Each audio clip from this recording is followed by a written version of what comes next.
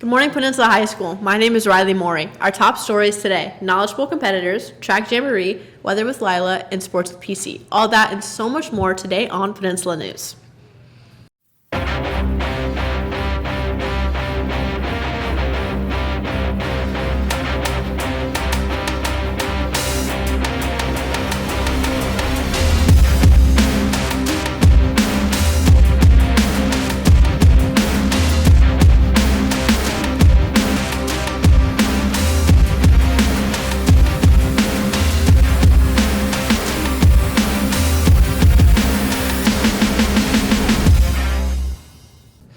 This past week, PHS students Leo Ramelau, Gabe Kim, Tatum Wagner, Max Meyer, Nate Forrest, and Jacob Telbel competed in the state knowledgeable competition. They placed sixth for a second year in a row. If you see them around campus this week, be sure to congratulate them on representing our school. We are so proud of you.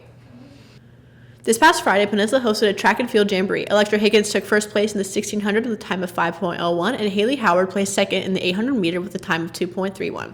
Suri Sardana placed first in the women's shot put with an incredible toss of 113 feet 9 inches. Suri also won the women's shot put with a throw of 32 feet 4 inches.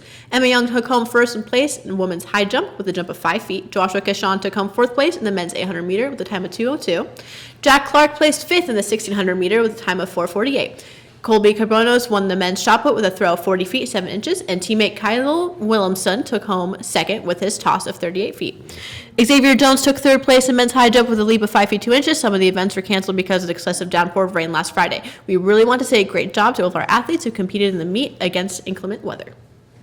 This Friday's Top Hawk admission is $5, and if you want an extra ticket for extra voting, it's an additional $1 cost. You won't want to miss this event, Peninsula. Be there or be square. This week we begin a new segment on Peninsula News, The National. Here is Robert Meadows with this week's national news story. Hello Seahawks, I am Bobby Meadows and this is The National. This news segment is dedicated to national news around the country. This week we take a look inside of a small middle school classroom in Meriden, Idaho. And of course it's Idaho. I'd attack human rights too if all I had was potatoes to eat. Teacher Sarah Ayama was ordered to take down a poster made in her classroom. This poster was a graphic design with children's hands, outreach under the caption of "Everyone is welcome." Ms. Ayama was told that the poster's message was that of a personal opinion and not in fine with the school district's policy.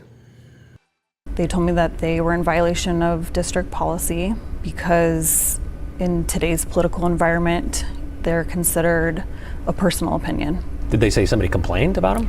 No. I asked if anyone had complained about them, and they said no. We just want to protect you from that if that were to happen. In this political environment? Mm-hmm. That is not acceptable. Yeah, I was told a couple things. That everyone is welcome here is not something that everybody believes. So that's what makes it a personal opinion. You were told this? Mm-hmm. That not everybody believes everyone is welcome? Right. Okay. And who told you this? Who was the one saying that not everyone believes this? My building administration and district personnel. After a few days, Miss Ayama did not feel right about taking down the poster and put it back up. And then she told by administration that she did not remove the poster by the end of the year. That would be a violation of the district's policy, and it would have to deal with the consequences, and is racism or is it justified? The following few days, I just was so unsettled by it. And so I went back into my classroom and put it back up. And I emailed my principal and said, I don't agree. I don't agree that this is a personal opinion. I feel like this is the basis of public education. And what was the response to that? They came to talk to me and again asked me to take it down. And I said, I'm not interested in taking it down. That's when the district higher-ups got involved. In an email exchange with Chief Academic Officer Marcus Myers, he highlighted the section of district policy he says Sarah Signs violated, including the advancement of individual beliefs and district facilities should be content neutral. But more specifically, Myers pointed to Idaho Code, the Dignity and Non-Discrimination in Public Education Act, which says, We will continue to follow the story as it unfolds. This has been Bobby Meadows for The National, and now back to you, Riley. We'll send it off now to Lila in the field with your weather for this upcoming week. Hello, we are Asher and Sydney in for Lila. Today will bring a high temperature of 70 with thunderstorms and northeast winds. Thursday, we'll see the temperature drop back down to 58 with rain showers. Friday will have a high of 53 and a low of 48 with more rain showers. And Saturday, we'll have yet more showers with a high of 55 and a low of 41. Sunday will be mostly cloudy with a high of 61 and a low of 45. That's it for this week's weather. I'm Asher, this is Sydney, and for Lila. Now back to you, Riley.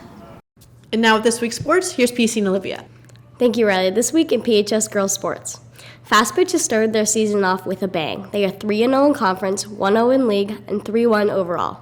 They have ruled all of their wins, beating Bellarmine in their home opener 18-9, beating Lincoln 21-2, and beating Capital 12-2.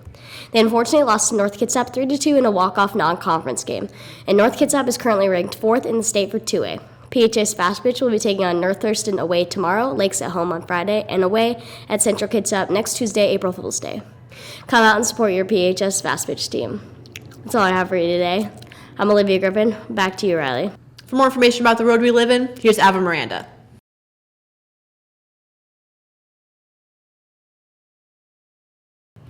Hi everyone, and welcome back to What's Up World with Ava Miranda. Yet again, another American has been stopped at an airport for concealing live animals in their pants. In this instance, a turtle was detected by a body scanner at TSA hidden in the groin area of a man's pants.